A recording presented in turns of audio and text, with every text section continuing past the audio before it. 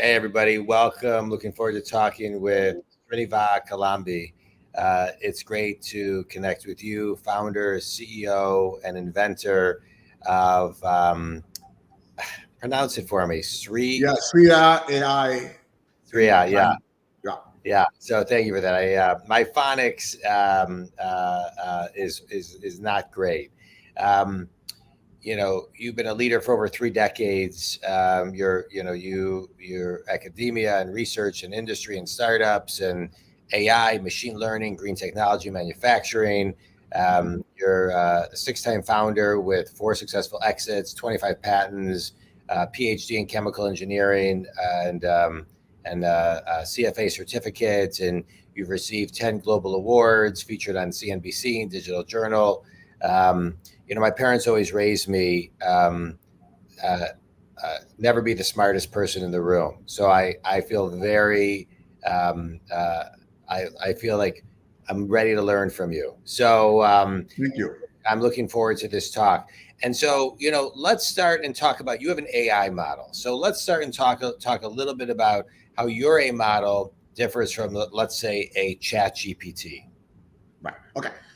So what ChatGPT aims is to look at text. It's more of a conversational AI. It looks at text and tries to estimate, guesstimate, and generate the words adjoining it. So that's why you're able to see new words, new images. You know? So Sriya AI, so that's called a large language model, and it's based on textual. So we have built this called large numerical model, LNM, not LLM, and it's the world's first. So I'm the inventor, and large numerical model does the exact same thing, but with numbers. So basically, if you are trying to, for example, improve your your production, your podcast efficiency by 20%, and whatever that may be, it could be a number of signups or revenue. How would you do that? Similarly, if you want, if a company is trying to reduce their employee churn by 20%, so we our focus is on generation of numbers, and from that, how to improve outcomes. So that's the biggest difference, is that we don't stop at generation. So OpenAI and LLM stop at generating, but then you got to figure out how to use it to improve whatever you want to do. Okay, write a new essay or whatever it may be. We actually go the last mile and say, here is how you can use an LNM to actually improve your business outcome by 10, 20, 30%. Okay, and how we do that? We produce what's called 4 to 5 actionable insights. And these insights will come from your data, and it'll say, if you do the following 3 or 4 things, it will lead to a gradual improvement in your outcome. It's not going to happen overnight, but over time, it will lead to your desired goal. Well, let's talk about that. Let's dive into that for a minute, because most companies. I'm a business coach. I work with solopreneurs to Fortune companies, executives, managers, salespeople. One thing they all have in common, no matter how big or how small the company is, or what type of person I'm working with within the walls of the company, is, to your point, they're all doing their best to forecast and picking the indicators that and the assumption sets that they need to grow. I'm a big fan that there's no wrong decision, just bad assumptions. And so I want to kind of dive into this. And so, how does your model, pull the assumption set? Because that, to me, is the key. How does this do it? And then once you have the assumption set, how do you guide your people on what to do with it? Okay, so let's go through this in a little granular. Okay, so first thing is that we only seek 2 prerequisites to run Sriya's technology, and the beauty of it is it runs on a CPU, not GPU. Okay, and so basically you don't need those expensive NVIDIA energy guzzling processors. You can run on your laptop. That's what I have right now. Okay, so the two prerequisites are you need to know your data, okay, where your source is, and two, what do you want to do with it? What you want to optimize. So what do you want to use? We can't, once you know these two, the rest is Sriya. So once you have your data, we have an interface for you to upload your data and actually write or put in a sentence or two, this is my purpose of this data. I want to improve my productivity by 20%. I want to reduce my cost by 15%, or I want to increase my quality by 30%. Whatever it may be, each data set will have its own objective function. Yeah. Once you enter that, then the Sriya model kicks in, and it basically does what is called, the first step is auto ML. It takes the data and removes all the garbage out of the data. And that's critical because garbage in, garbage out. So can we talk about that for a second? Can we dive into that for a second? Srinivas? So there's an old story that I don't know if it's an urban legend or what, but that Sam Walton would meet with his leadership team, right, and they would bring data to the meeting, right, telling him what to do. Or what the data was saying. And he would look around the table, this is the story I heard, and say, nobody at this table actually shops at Walmart. So he would take the data, go to the diner, have pie and coffee with his customers, and come back and say, here's the data that we're using, here's the data that we're not using. Correct. And so I just want to kind of dive in because it's when you're talking about, you said know your data, that's an intuitive human thing. Right. That's really kind of like, so that's marrying like, so you have this AI model. How do you guide your people to intuitively dissect which data to actually put into the machine? Okay. So interestingly, so basically our technology would look at your data. Let's say, for example, you start from scratch, you have no clue. Okay, just like not everybody is Sam Walton. We're all nothing compared to the person. So let's say, for example, you are nobody like me, and you put in the data in, and it will look at all the data, and in a matter of maybe minutes to many minutes, it basically says, sorry, John, sorry, Srinivas, your data is trash because it's got no head, no tail, and it's got a lot of garbage in. So we give you two options. A, we could completely massage it, remove all the trash, generate new data, synthetic, and clean it up and give you something which is usable. A. Or B, talk to Srinivas or talk to John and figure out how do you do it at source. If you think, no, I don't want that, I want real data, so I want to go to my customer, then you need to pick the phone or email and actually have the data maybe rechanged at source. And that's more of a consolidated process. Let's assume for a minute they say, I want to try the first option because you do it for me. And that's where Sriya is very strong. We have a proprietary algorithm which I have built for over 4.5 years, where it actually will look and say, 80% of this is trash, 20 is good. It'll take the 20, okay, and it finds those 20%. All the 100 is bad, tough luck. But at least if 20 or 15% is good, it can actually generate synthetic data around that 15 to 20 and make the remaining disappear and create a brand new data set, which will resemble, and then it'll give back to you. It's John, now look at this. Does this resemble something good? You say, yeah, I can use this. Then it will process through the system. So it actually does that on the fly.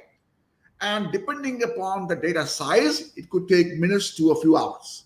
Yeah. So a question on that. So it sounds like what I love about this, and this is something I love about AI, I love about ChatGPT, I love about Claude.ai, is it prompts my brain to think differently. It prompts and gives me questions to think differently. I almost think of it almost like an additional employee. It's somebody that I can actually, talk back and forth with in a way, because it will prompt me a new way of thinking. We actually call it a data scientist in the box, right? Yeah. We call it a data scientist in the box. So you're actually getting me or somebody like me, a PhD in that box. Okay. Yeah. So yeah, so it is programmed to think like me, talk like me, without me being actually physically present. Yeah. All right, well, so am I talking to you or am I talking to No, the? you're talking to me, not to my clone. So you're talking to a real person, not the Right. box. Right. Right. Good, good, good, Right. good, good, good. I Um, like the humor. Yeah. yeah. Yeah. Well, it's so let's talk about the it's a client of mine. I want to talk a little bit about AI Right. for a minute. A client of mine was recently at an AI conference, and one of the things that they were saying at the AI conference is that Einstein's IQ was 160. Elon Musk, they say, is speculated around 155, and that the highest IQ on record is 228. And right now, AI sits at around 155 of an IQ. Next year, AI is they're looking at a 600 IQ, and the year after that, 1200 IQ. Nothing that a human being can even come close to.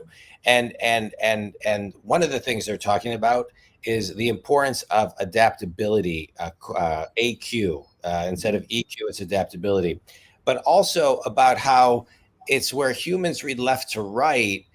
Computers read from every single direction, so Right. we can't compete. And so assuming all this to be true, what does the world look like in 24 months from now, or 36 months from now, with human and AI at this level? Where does it intersect, and how do you kind of see everything working in Right. sync? So let's take this one step at a time. So looking at those numbers, and if those numbers are true, they could present a great plus and a minus, right? So Correct. let's talk about the plus and the minus separately. So Right, there's a lot of amazing things, and there's a lot of fear. yeah, That's correct. So the two sides to a coin, right? So basically, that sort of numbers will come when something like AGI will become the norm. It is called artificial general intelligence, which means it will actually be able to think like a human much faster and better. right. Okay, so that's what. So are we there yet? No. Are we going to be there? Yes. Is it 2 years or 5 years? I don't think that's a question to be asked. But you raise a good point. So to me, a lot of people are scared about AI. Think, hey, my job is going away. I'm going to lose everything. Is the whole economy going to crash down? A lot of small companies are scared because they think all the big boys are having the AI fun. All the small and medium enterprises, which have 90% of the world's jobs, it's like, oh, are we going to stay in business in 24 months from now? The short answer is yes. So the people were scared of internet. People were scared of industrial revolution, information revolution, but they were able to then ride on that ball. So the same thing will apply here too. Is that there's going to be AI and AGI, and then there's going to be a human or set of humans like Elon Musk and many more like him or her who will find a way to harness that intelligence into something very productive. Okay, so that I think is our perfect example of what should happen. Is that there will be, and it will lead to overall improvement in productivity. So what a human is able to do in 5 days, maybe the AI would do in 2 days or 1 day, and it will leave us 4 days to enjoy our life, or 4 days to do more, depending upon, and the overall productivity would lead to overall extra growth, which will lead to prosperity. So that's the utopian, the great way of thinking. The So is it going to happen in 24 months? I don't think so. Is it going to happen in 5 years? I would say a 50% yes. Okay, so that sort of numbers. Now, what is very important to also see is that there are enough regulations in place so that there are no foul play and bad actors coming in and just taking away and making it into a horror show. That is what people are scared about. I don't think anything will happen to productivity. I think everything will go up. But if there is AI minus its limit, its constraints, then you're going to see issues, and that the regulations aspect has to be controlled. There are so many rogue nations in the world. Yes. I don't want to name them, and we got to be careful about who gets their hands on what. Correct. Right. Let me ask you a question. Does AI? I think about this. does AI and the way it's growing, the way it is and the way it's growing, does it make us smarter or dumber? Smarter. And what I mean by that is, does it stop our kind of natural ability to pause and think? No, I think actually it enhances because it probably will give you. I'm talking about the current state of AI. So let's say you go to ChatGPT and you enter something, it throws you back a new image or a new video or a new statement. You haven't thought about that. But when you see that, now your mind thinks about the next thing. Okay, oh wow, I didn't think of this, but what about this? Now, how do I take this to the next level? And so your mind starts now digesting the new information, and that becomes the input for a second layer of question to OpenAI, LLMs, or to my LLMs. What do I do next with this information? And it'll work. And so to me, it is a disruptive process, but it'll keep on giving incremental improvements, and it'll never stop. It'll only stop when we stop thinking. If we stop, if we get complacent and say, this thing I don't want it anymore, that's it. But to me, that's a stage which should never happen.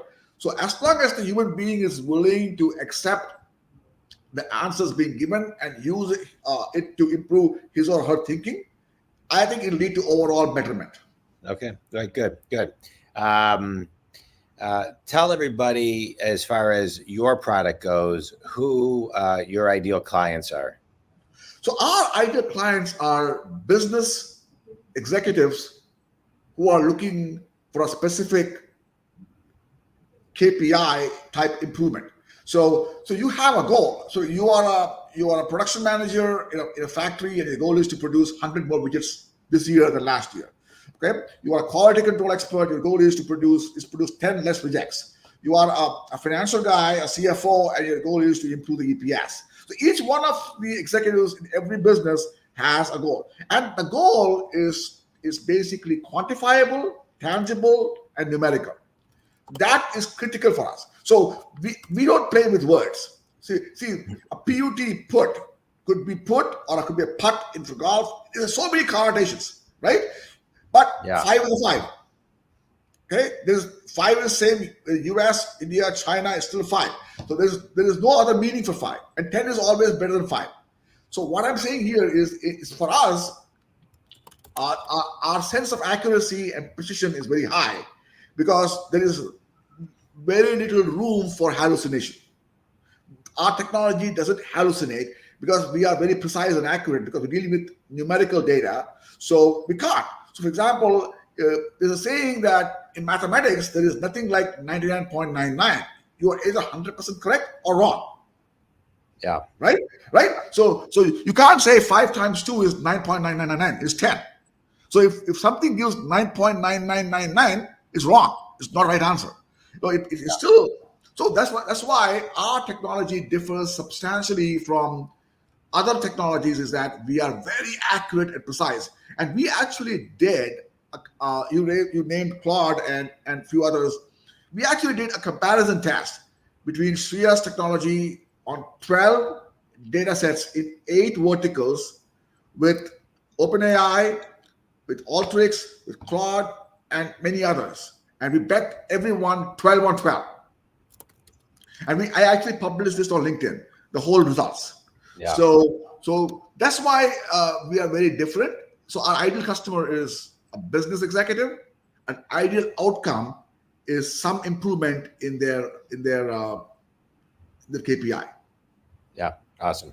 All right, let's do a quick 1-minute speed round. Okay. A book that's had a big impact on you.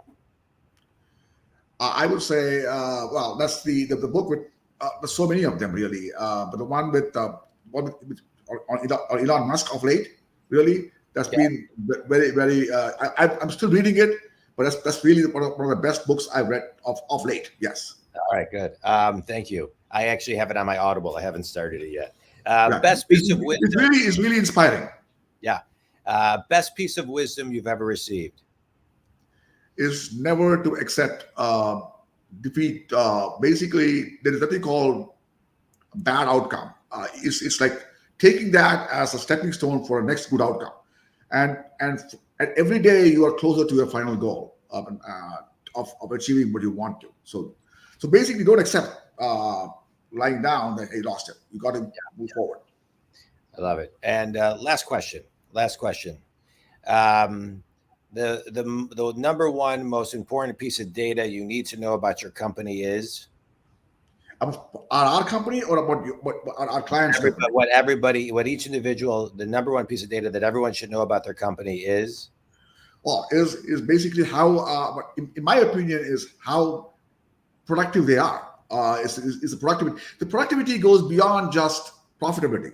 It goes into how their employees are, how their stakeholders are, how their customers are doing, how their production or their process is doing. So I would say the overall productivity needs to improve, and not just the EPS or their.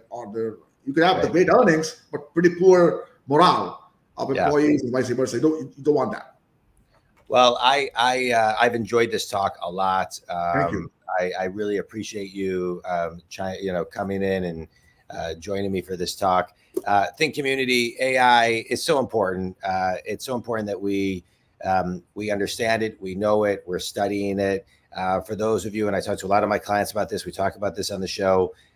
If you want to get to know AI, time block 2 to 5 minutes in your calendar every day, and spend 2 to 5 minutes every day on ChatGPT, on Sriya, SRIYA.ai.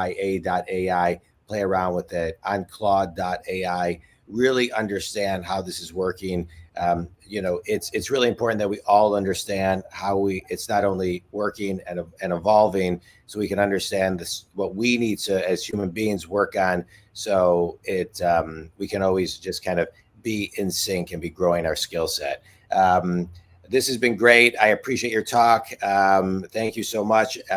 You can go to the website if you want to learn more, SRIYA.ai. And if you want to talk about any business coaching, you can reach me at JonDwoskin.com.